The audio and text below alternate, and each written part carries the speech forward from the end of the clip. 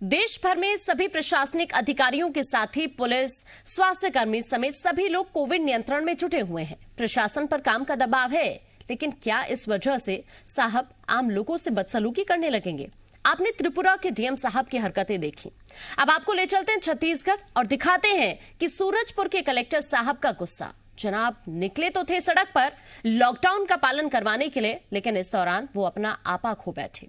सड़क पर निकलने वालों से बदसलूकी की, नाबालिग का मोबाइल तोड़ा और उसे थप्पड़ भी मार दिया। जनाब की कामकाज के अनोखे तरीके की तस्वीरें अब सोशल मीडिया पर वायरल हो रही है और लोग उन पर कार्रवाई की मांग कर रहे हैं।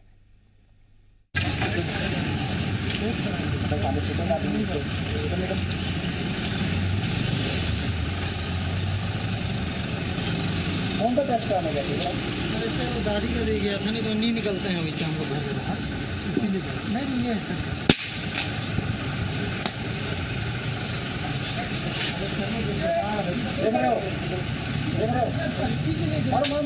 भगवान टेस्ट करा के गया था आपके सामने, ये रिकॉर्ड कर रहा है। कौन कहाँ रिकॉर्ड किया? मैं फोटो दिखा भगवान की कसम है, रिकॉर्ड नहीं किया। भैया कहाँ गए?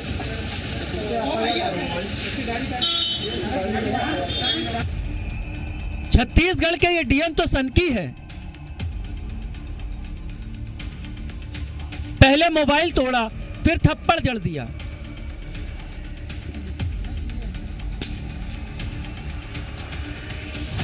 इस डीएम की ठसक देखिए। कोरोना काल में छत्तीसगढ़ के सूरजपुर में डीएम साहब ने मोर्चा संभाला हुआ था, लेकिन मोर्चेबंदी में उनकी सनक सामने आ गई। कोरोना काल में बाहर निकले लोगों को समझाने के बजाय वो पीटने लगे, पुलिस से लाठी डंडे लगवाने लगे।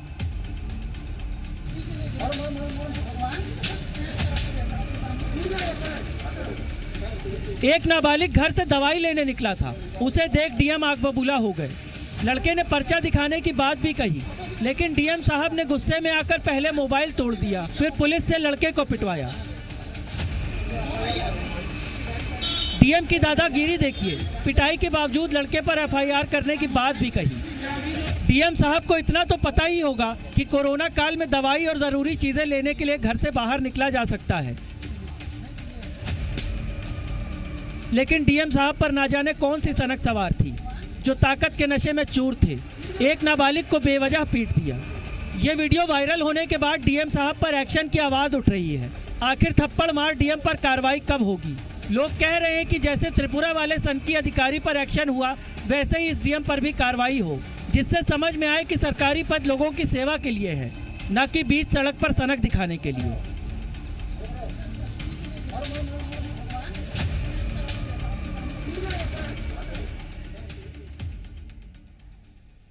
तो देखा आपने कि सूरजपुर में किस तरह नाराज कलेक्टर साहब ने न केवल खुद ही दूसरों से बदसलूकी की, बल्कि नाबालिग की पिटाई का फरमान भी सुना दिया।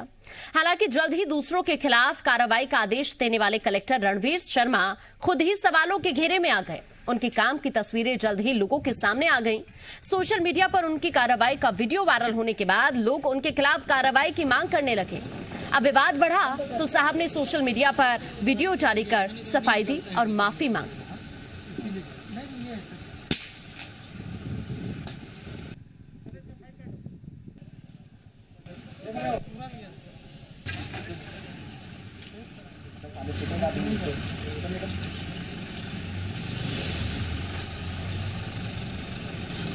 कौन सा टेस्ट कराने गए थे? अरे दादी का दे गया था, नहीं तो नहीं निकलते हैं अभी हम लोग घर से, इसीलिए नहीं है।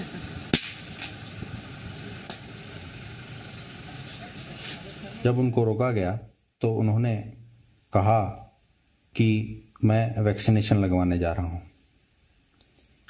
उन्होंने एक पर्ची दिखाई जो वैक्सीनेशन से संबंधित नहीं थी। बाद में वो बोले कि मेरी दादी जी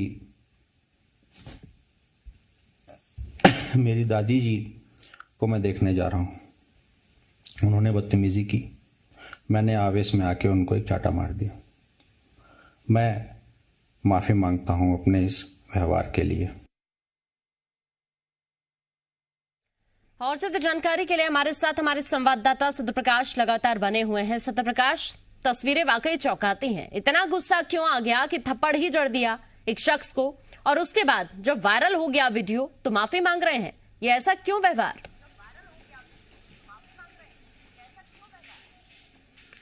देखिए, कलेक्टर कह रहे हैं कि वो आवेश में आ गए, जबकि वो एक लोक सेवक हैं और लोक सेवक का पहला जो कर्तव्य होता है वो लोक सेवा के दौरान संयमित व्यवहार और उसके साथ साथ उस संयमित व्यवहार के साथ कैसे लोक सेवा की जा सके उसके लिए उठाए गए कदम।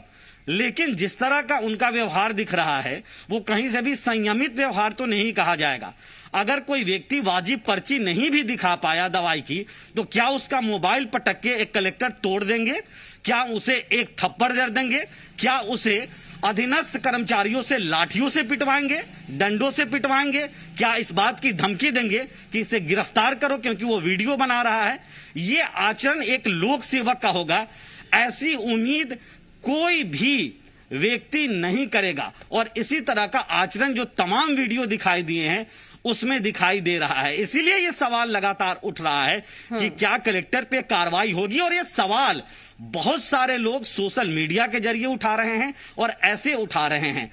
देखिए, जिस तरह की ये घटना सामने आई है, इस तरह की घटना से किसी भी सरकार में अगर ऐसी घटना सामने आती है, किसी लोक सेवक के द्वारा किसी कलेक्टर कोई ऐसी घटना को अंजाम देते हुए या अपने अधीनस्थ कर्मचारियों से करवाते हुए नजर आते हैं तो सिर्फ एक कलेक्टर की छवि को उससे नुकसान नहीं पहुंचता है या एक लोक सेवक पे उंगली नहीं उठता है, बल्कि पूरी की पूरी सरकारी व्यवस्था पे उंगली उठती है कि क्या अधिकारी इतने बेलगाम हैं। और पूर्ववर्ती सरकार के दौरान लगातार कांग्रेस पार्टी विपक्ष में रहते हुए ये बात कहा करती थी, ये आवाज उठाया करती थी, ये आरोप लगाया करती थी कि बीजेपी के शासनकाल में अधिकारी बेलगाम हैं, जिम्मेदार जो मंत्री हैं, जो मुख्यमंत्री हैं, उनकी भी नहीं सुनते। तो इस शासन काल में भी अब कहीं ना कहीं लोग सवाल उठाएंगे, क्योंकि ये सीधे सीधे सरकार की छवि से भी जुड़ा हुआ रहता है कि देखिए कांग्रेस की सरकार में क्या अधिकारी, क्या कलेक्टर इतने बेलगाम है कि इस तरह से लाठी भजवाएंगे, वो लाठी से पिटवाएंगे लोगों को।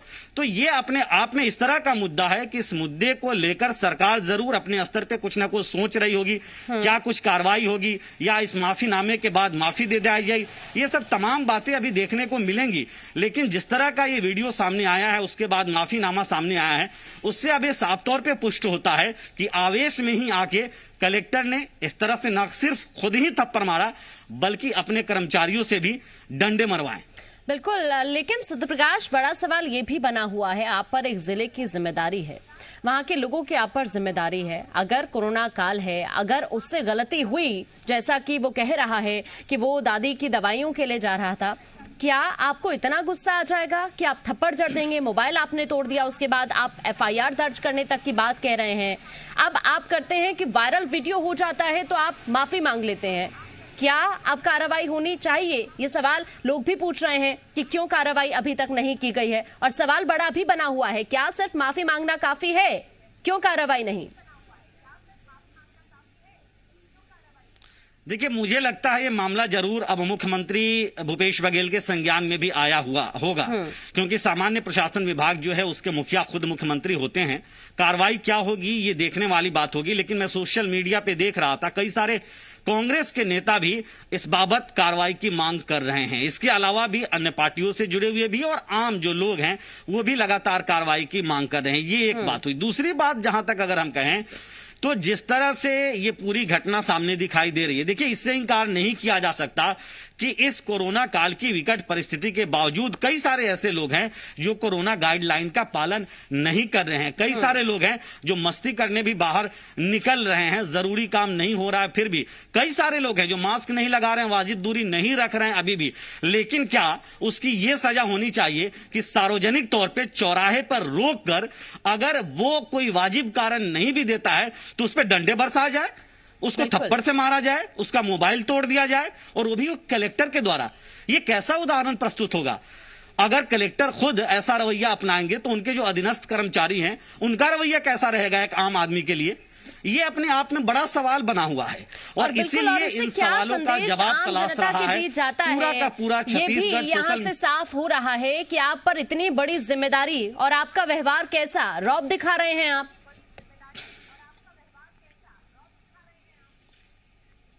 बिल्कुल, देखिए, चूंकि कलेक्टर लोक सेवक होता है और लोक सेवक का अगर ऐसा व्यवहार हो कि वो डंडे बरसवाए तो फिर लोगों में छवि क्या बनेगी एक कलेक्टर की। अगर एक कलेक्टर के लिए, देखिए, ये सिर्फ एक जिले का मामला नहीं रह जाता है, क्योंकि एक कलेक्टर जो है वो उसके सिर्फ व्यक्तिगत विचार से नहीं जुड़ा हुआ है, व्यक्तिगत आवेश से नहीं जुड़ा हुआ है, उसके पद से जुड़ा हुआ है, सरकार की प्रतिष्ठा से जुड़ा हुआ है। उसका जो पद है कलेक्टर का, वो बहुत गरिमामय पद है, उसका पद लोक सेवा का पद है। और ऐसे एक कलेक्टर अपने पद का इस तरह से उपयोग करेंगे जिसे लोग दुरुपयोग और सीधे तौर पे वीडियो में उसका दुरुपयोग दिखाई देता हो, तो फिर दूसरे कलेक्टरों के लिए भी तो लोगों के मन में आएगा कि देखिए किस तरह से कलेक्टर बर्ताव कर रहे हैं। जो अगर किसी कलेक्टर को व्यक्तिगत तौर पे किसी जिले के नहीं जानता है, वो अगर इस छवि को, जो इन कलेक्टर महोदय की छवि है, उसको देखेगा तो कहेगा अरे ये कलेक्टर साहब भी तो ऐसे हो सकते हैं। लोग डरेंगे, लोग लोक सेवक से डरेंगे या लोक सेवक से बातचीत करेंगे, लोक सेवक से इस मामले में विश्वास रखेंगे कि नहीं हमारे साथ न्याय करेगा। तो ये कहीं ना कहीं उदाहरण होता है, वो प्रस्तुत करने की जरूरत होती है। इसीलिए कई सारे सवाल उठ रहे हैं। आप बने रहिए हमारे साथ।